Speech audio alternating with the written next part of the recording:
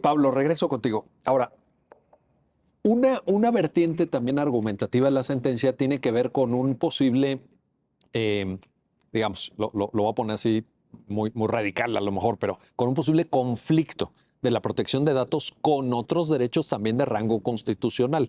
Y digo la palabra conflicto, insisto, tal vez esté exagerando, pero podríamos ir a una de menor alcance, a lo mejor una cierta tensión, una cierta una posible colisión, en fin.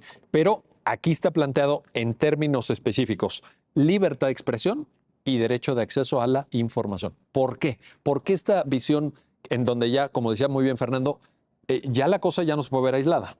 Ya no, ya esto ya se tiene que ver de manera concatenada porque si bien es cierto, la sentencia dice, bueno, es un tema rango constitucional desarrollado a nivel de legislación civil, pero acá tienes también libertades fundamentales. Pablo, un comentario. Lo que es una tensión o colisión es poco sobre la libertad de expresión y sobre el acceso a la información.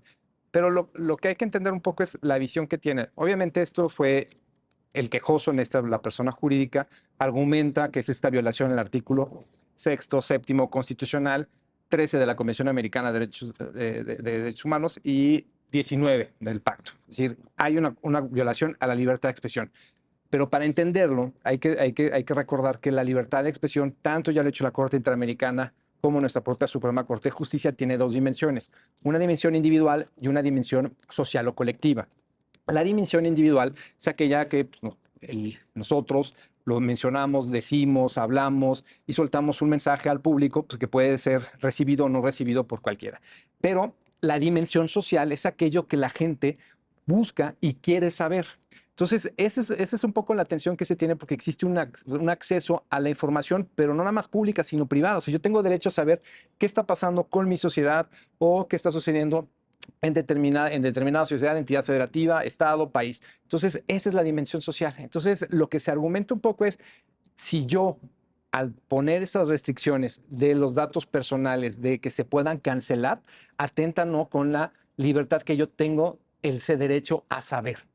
Entonces, por un lado tenemos ese derecho a saber, a yo poder estar informado, que sería la dimensión colectiva, y por otro, pues el derecho que puede tener un individual de que se cancele su información en estos motores de búsquedas o cuestiones digitales. Y yo creo que también, y abonando un poco a lo que hemos estado discutiendo, lo que hay que entender es que la sociedad ya cambió. En los momentos distópicos hay dos obras clásicas, ¿no? 1984 y Un Mundo Feliz.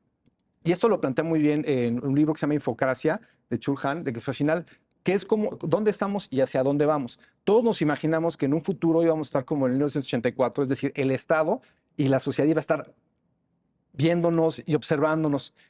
Y paradójicamente no es así.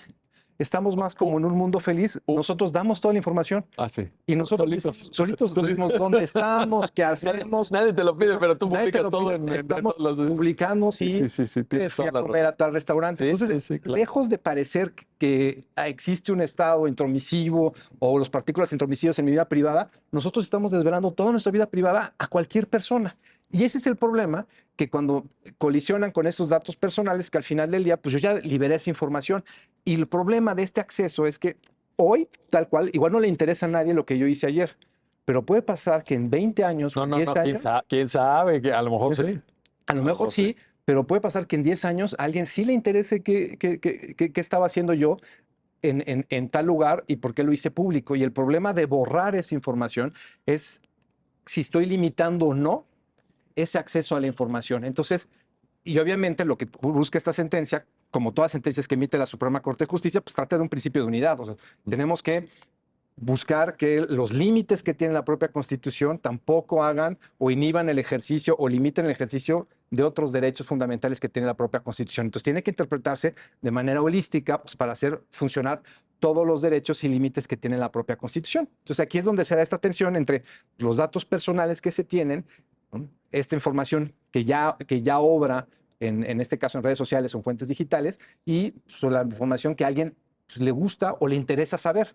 Y el problema es la temporalidad. Reitero, puede ser que hoy no le interese, pero en 10 años o en 20 años alguien sí le interese pues lo que es lo que estaba haciendo tres sujetos platicando sobre una sentencia del derecho al olvido. Oye, ¿querrán en 10 años ver este programa? Pues puede ser. Puede ser. Ojalá que nadie se les ocurra borrar lo que ahí se quede. Porque, a ver, Pablo, también en esta referencia que hacías a las obras de estas críticas de futurismo utópico de Aldous Huxley, en el caso del Mundo Feliz, y de George Orwell en 1984, también lo cierto es que en algo me parece que en alguno de esos enfoques sí están atinados en el sentido que hoy en día estas nuevas tecnologías nos permiten recuperar y sistematizar de forma inédita en la historia de la humanidad una gran cantidad de información. ¿Qué quiere decir esto? Que es muy diferente cuando antes nos decías 20, 30 años, vaya usted a la hemeroteca, vaya usted a la hemeroteca, usted revise no sé qué, porque nadie guardaba los periódicos en su casa, pues estaba,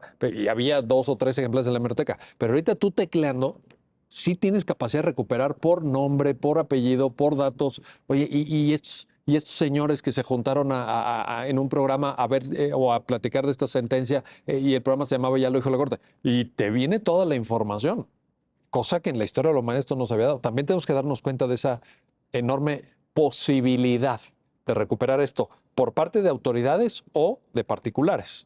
Sí, evidentemente, lo que pasa es que tenemos un megáfono digital que ha hecho que exponencialmente cualquier persona ahorita, si alguien estuviera interesado en 10 años en China sobre qué estaba pasando en México en tal día, simplemente teque el día y va a aparecer todo lo que aconteció. Y aquí el problema es saber hasta dónde yo podría borrar ese pasado, ¿no? De esos datos de alguien, de esos datos personales que se generaron en ese pasado para pues, atentar contra el acceso a la información. Y es esta tensión que surge donde se resuelve aquí hasta dónde se puede limitar o no se puede limitar, qué se puede borrar o qué no se podría borrar. Y ahí es donde me parece que la línea argumentativa que sigue la sentencia es extraordinariamente atinada porque no huye de esta tensión, no huye de plantear el conflicto, lo hace evidente. Sí. Porque la realidad lo hace bien, porque así se requiere desde el punto de vista real. Bueno,